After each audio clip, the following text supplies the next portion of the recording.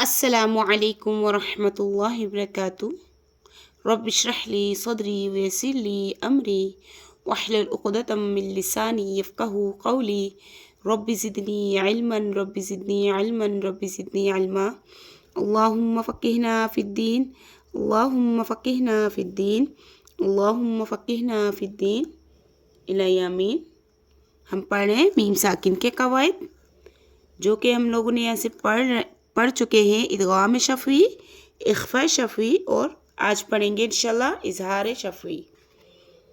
پیچھے سے ریوائز کریں گے، دہرائیں گے۔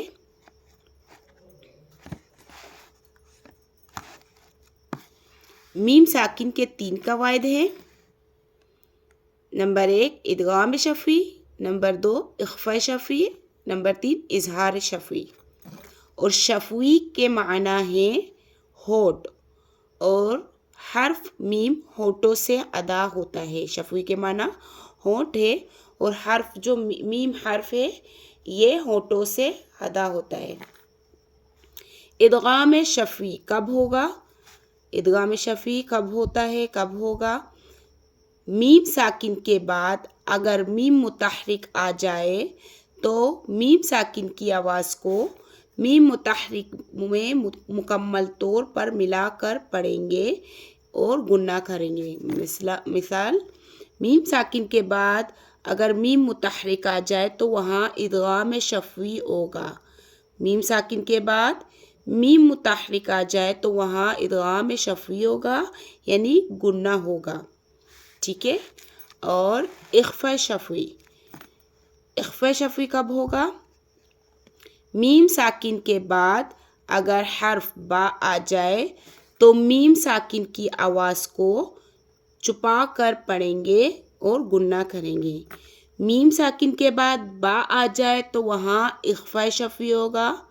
میم ساکن کے بعد اگر با آ جائے تو وہاں اخفاء شفوی ہوگا، یعنی کہ میم ساکن کی آواز کو میم ساکن کی آواز کو چھپا کر پڑھیں گے، ٹھیک ہے۔ اور آگے آج ہم پڑھیں گے اظہار شفوی۔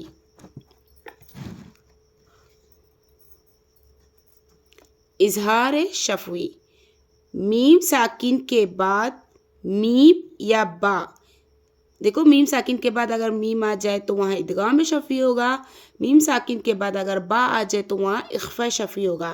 ان دونوں حروف کے علاوہ میم ساکن کے بعد میم یا با کے علاوہ کوئی بھی حرف آ جائے تو وہاں میم ساکن کی آواز کو ظاہر کریں گے اور گنہ نہیں کریں گے، یعنی یہاں پہ اظہار شفوی ہوگا کہ میم ساکن کی آواز کو ہمیں ظاہر کرنا ہے۔ دیکھو میم ساکن کے بعد اگر میم آ جائے تو وہاں ادغام شفوی ہوگا، میم ساکن کے بعد اگر با آ جائے تو وہاں اخفاء شفوی ہوگا، میم ساکن کے بعد ان دونوں میں سے اور کوئی بھی حرف آ جائے تو وہاں اظہار شفوی ہوگا، یعنی کہ میم ساکن کی آواز کو ہم ظاہر کر کے پڑھیں گے، ظاہر کریں گے، جیسے کہ گنہ نہیں کریں گے۔ دیکھو میم ساکن کے بعد یا آ رہا ہے، یہاں پہ گنہ نہیں ہوگا، اظہار شفوی ہوگا۔ ہم یوقنون،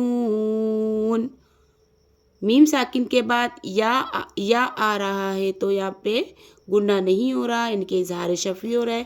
اب یہاں پہ دیکھو میم ساکن کے بعد امزہ آ رہا ہے تو یہاں پہ بھی گنہ نہیں ہوگا۔ جعلناکم امہ، اب میم ساکن کے بعد میم اور با کے علاوہ کوئی بھی حرف آ جائے تو وہاں گنہ نہیں کریں گے، وہاں پہ اظہار شفوی ہوگا۔ اظہار شفوی کب ہوگا؟ میم ساکن کے بعد با اور میم کے علاوہ کوئی بھی حرف آ جائے، جیم، تا، ثا، حا، خا، را، زا، کوئی بھی حرف آ جائے تو وہاں پہ گنہ نہیں کریں گے، یعنی میم ساکن کی آواز کو ہم ظاہر کریں گے۔